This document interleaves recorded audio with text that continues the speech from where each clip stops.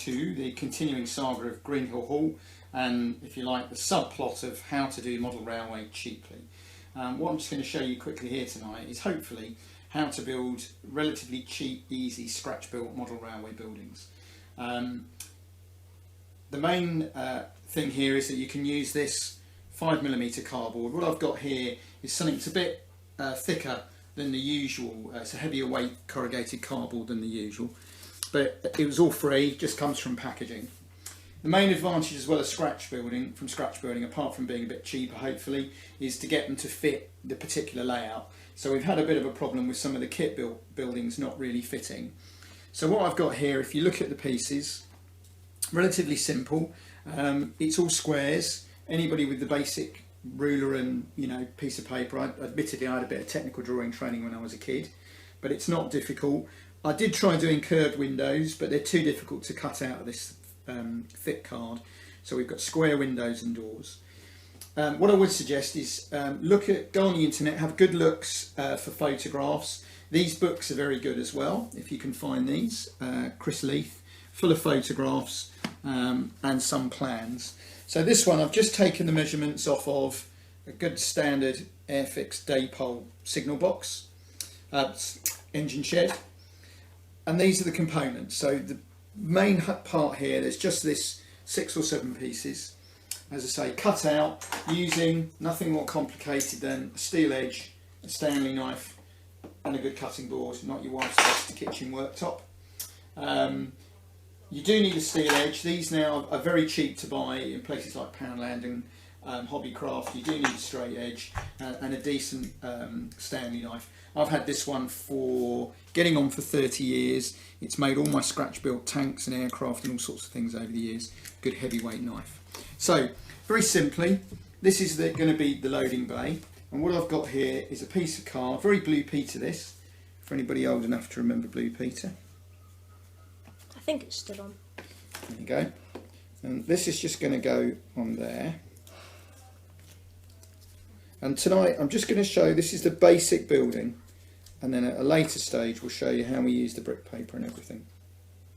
Now the advantage of a good shed is that you've got an internal bracing from the platform edge.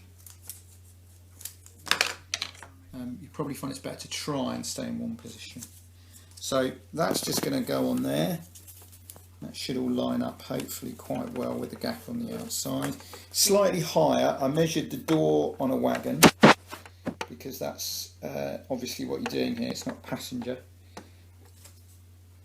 And that's hopefully just going to sit like that. Okay. Just move that down a bit.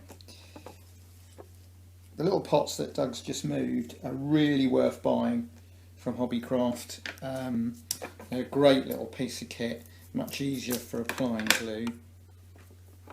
Just going to do a couple of triangles in here just to support the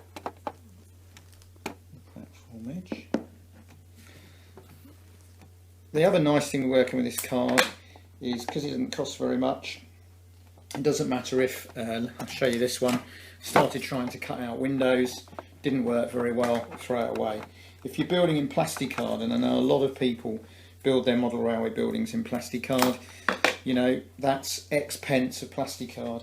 I'm not sure really, the plasticard's probably easier to work with if you're used to it, but I actually grew up making things out of cardboard. So actually cardboard for me is fine, quite happy. So what we're doing down the back at the moment, it's just underneath we're getting this type of cardboard and just cutting triangles out of it. Like that. And then it should be relatively simple now. Just to stick this edge there. Which is going to be, so this here is going to be where the goods are loaded on. And that's going to be the entrance for the engines in there. Now this is only part 1, we will do a part 2 where we're putting brick paper and things on it. This is just the basic shape. And this has worked very well for me, this sort of, when we've been doing things on the main layout, we were only saying today that you can't. I looked at the video we did of the hill, and it's this very square hill with lots of straight edges on the cardboard, and you now look at the hill finished, and we're going to do a video at some point showing you how it now looks, and it's difficult to remember that it was ever this very, you know, square, straight edge. Because the layout originally was literally just going to be red brick retaining walls, and then just that small hill has transformed it all. But even the hill was quite a square looking piece of construction, but it's blended in very well. So we're very much of the kind of build it as you go along. I didn't draw any plans for this. I could have done, but I actually drew it by cutting out the pieces. So as I say, keep putting the glue in the way. Sorry. There's no plans here. It's just the nice thing about good sheds is they're nice square buildings. Once you've got your dimensions, you don't really need a plan. We were both saying though it's strange that Depot Airfix never produced. Because they produced engine sheds, platforms, signal water box, towers, everything except a good shed. It seems strange, really. So to make all the windows and things, we were using this, which is that's to do the curves, but it's curver. So you just draw in. There you go, and that's the basic design. Now that was easy, wasn't it? Definitely. And I think that's something, you know, anybody could do. Some of these buildings, the Scaledale buildings, are very expensive. The problem now is some of the Metcalfe buildings are getting up to £15, £20. Because like on a few of the videos you've seen, our terminus station, yeah, it looks lovely, but with the platforms and everything, that was about £30. Well, and we realised afterwards with the platforms that we could very easily have built the platforms ourselves. Yeah. Using brick paper.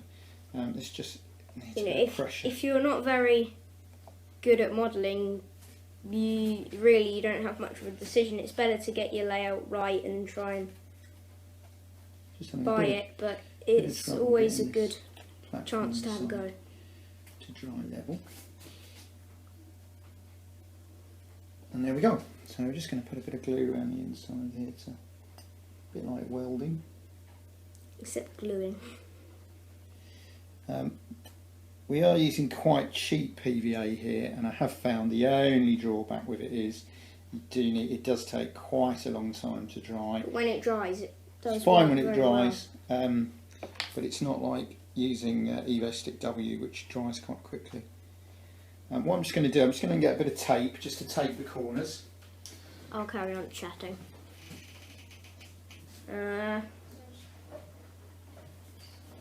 Move that out of the way because that keeps getting in the way. So that's the basic shape of the goods shed. So here comes the tape. So I'm just going to get a bit of this masking tape.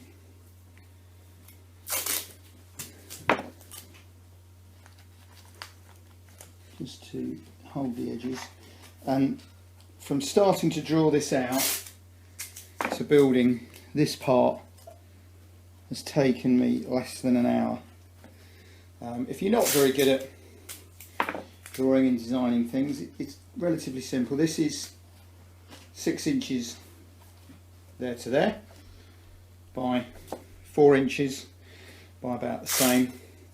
Just keep everything simple is always the best, because we're going to put, once this is dry, we're going to stick the thin cardboard over the edge to hide the corrugations. And if you use strange measurements, you know, it's 6 3/8 inches long, you've got to keep measuring and remembering 6 3/8. This will be much easier. This is 5mm card, the internal wall 6 inches. Oh, I didn't see you made it pass through. Yeah, so when it comes to the end, it'll be 6 inches plus a centimetre. I was of an age where I got taught to use both measurements, which is actually quite a help when you're building things. You can use whichever measurement works best. And then we're going to stop fiddling with that now and just let that dry. Just going to put a couple of triangles in the top corners where they'll be out of sight, just to add to the strength a bit. I'll have to cut these a different way. Yeah, they're working very well. Let's just see if they'll cut with a knife better, because they're a little bit small.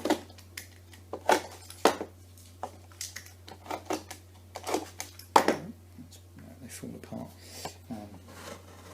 Oh, that's interesting. Got that bit there. I think we'll put that in later. That's the bottom front. I don't think it needs one. Yeah, it will do, because when you look inside it won't be there, will it? So I'm just going to put that piece in.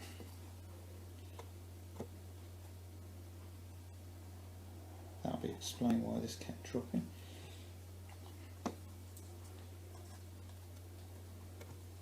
And really they're just boxes. Anything you're building is just a box. So for me, when I've built some quite complex tanks and things over the years, just building boxes is relatively straightforward. Unless you need to make a curved edge. You can do curved, everything's possible. There, and I'm quite pleased with that. That's a great start to our good shed. There you I'll go. do a spin of what it looks like. No, leave it alone. If you're going to film, move. Don't move the building. It's fine. All sides. And inside.